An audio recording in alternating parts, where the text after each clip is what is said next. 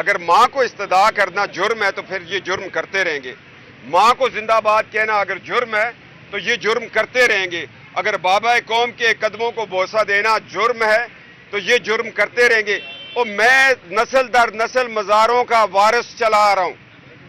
حضرت علی کرم اللہ وجہ سے ہمارے مزارات شروع ہوتے ہیں اور حضرت سلطان بہو تک، حضرت بابا سجاول تک ہمارے مزارات کا سلسلہ ہے.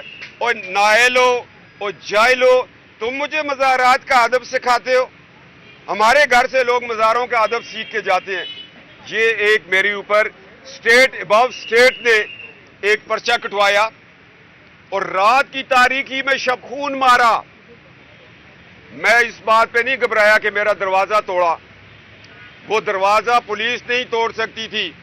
وہ ٹھڈے وہ تھے جو آئین کو ٹھڈے پڑھتے آ رہے ہیں. وہ ٹھڈے تھے جو ہماری آزادی سلب کر رہے ہیں. میں نے کہا اندر میری فیملی ہے، میں آ رہا ہوں، میں وضو کر رہا ہوں، نماز کا وقت ہے، مجھے 10 منٹ ٹائم دے دو. مگر جو بھی ہوا میں اس پہ، کیونکہ نواز شریف صاحب کا میسج جو ہے لاؤڈ اینڈ کلیئر ہے کہ ہم نے ووٹ کی عزت دلوانی ہے. میں نے کہا میں جاؤں گا، گرفتاری بھی دوں گا، سب کچھ کروں گا. مگر میں آج پریشان ہوں کہ ایک صوبے کا آئی جی 3 گھنٹے کہاں رہا، وہ کس کی تحویل میں رہا، کہاں وہ حفظ بجا میں تھا. ایک آئی جی گریڈ 21 22 کا ہوتا ہے، اس کو اگر اتنے ہی کہا جائے کہ تمہیں ہم او ایس سی کر دیں گے تو وہ تو پھر رہ گیا نا. یہ ایف آئی آر کروانے والے کون لوگ ہیں؟ یہ خلا سے ہوئی تھی، فضا سے ہوئی تھی یا زمین سے ہوئی تھی؟ میں ان ایف آئی آروں سے ڈرنے والا نہیں ہوں.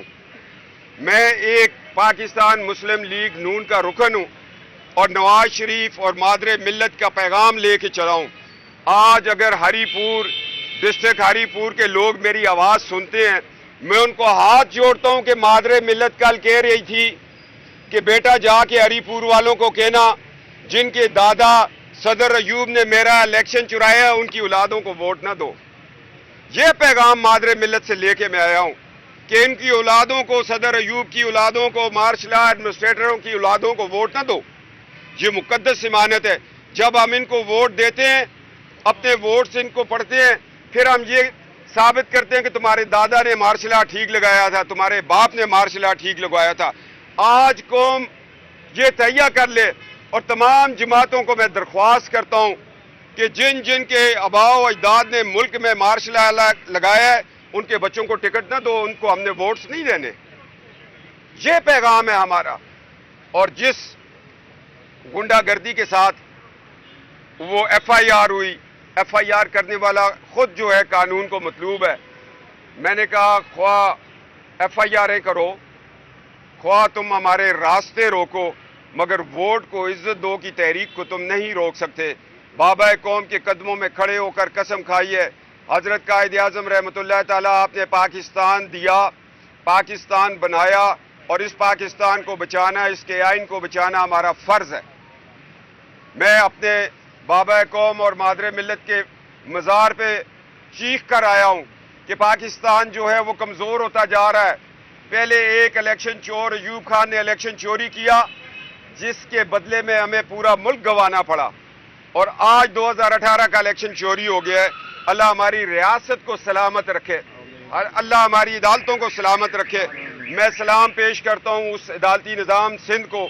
اس کے اوپر بڑا پریشر تھا، انہوں نے پھر بھی ضمانت لی.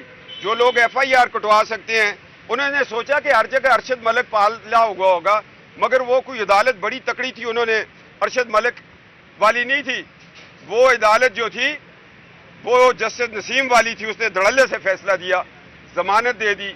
اور مجھے ڈرایا جا رہا ہے کہ نواز شریف صاحب، میں تو وارث ہوں اس قائد اعظم رحمۃ اللہ تعالیٰ کا اور مادر ملت کا، کیونکہ 1906 میں بننے والی مسلم لیگ، اس میں میرے دادا نے 1907 میں شمولیت اختیار کی. یہ قائد اعظم کی مسلم لیگ ہے اور ہم قائد اعظم کی مسلم لیگ میں ہم وارث ہیں. کسی پہ ایف آئی آر کروائیں، ہم مادر ملت کے وارث ہیں، ہم اپنی مسلم لیگ کے وارث ہیں. ایک وہ شخص جس کا قائد اعظم سے تعلق ہی نہیں، وہ ایف آئی آر کٹوا رہا ہے، اور کس کی یہ ماں پہ کٹوا رہا ہے؟ اسٹیٹ ابو اسٹیٹ کی یہ ماں سے. میں نے کہا کوئی فرق نہیں ہے، ادھر بھی بھگتیں گے، پشاور میں بھی بھگتیں گے، گجرانوالہ میں بھی بھگتیں گے، ہر جگہ بھگتیں گے، اس لیے کہ ہماری عدالتیں انصاف دے رہی ہیں، ہماری عدالتیں کام کر رہی ہیں۔ ایک منٹ بھائی، ایک منٹ، ہماری عدالتیں انصاف دے رہی ہیں، اپنے بھائیوں کو، اپنی قوم کو مایوس نہیں کریں گے، ہم ان کے ساتھ ہیں۔ مگر میاں نواز شریف صاحب نے کہا ہم اس کے ساتھ نہیں ہیں۔ جو اسٹیٹ بنائے، جو آئین کو نہ مانے، جو آئین کو توڑے، خواہ وہ مشرف ہے، ضیاء ہے، ایوب ہے، جو بھی ہے، انہوں نے ملک کے ساتھ اچھا نہیں کیا۔ آدھا ملک گوا کے بیٹھے ہوئے ہیں، ایف آئی آریں بھی ہوں گی، گرفتاریاں بھی ہوں گی، تکلیفیں بھی ہوں گی، اس لیے کہ مادر ملت نے چٹاگام میں کہا تھا ووٹ کو عزت دو، اس کے لیے نکلیں۔ آپ سوال کریں۔ بسم اللہ الرحمن الرحیم۔